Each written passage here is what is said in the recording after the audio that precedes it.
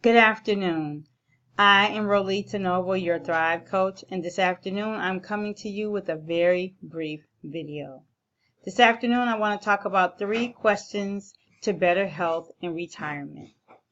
When you think about retirement, we usually start to think about our financial plans and what we'd like to live and experience financially.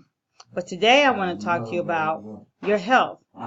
What would you like to experience health-wise after retirement?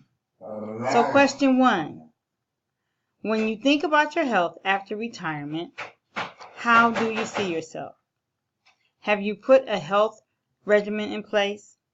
Do you have an exercise plan you're already following? This is just one question to think about to experience better health in retirement.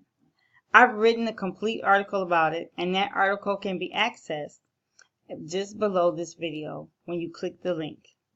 I thank you for your time, and I hope you're having an awesome day.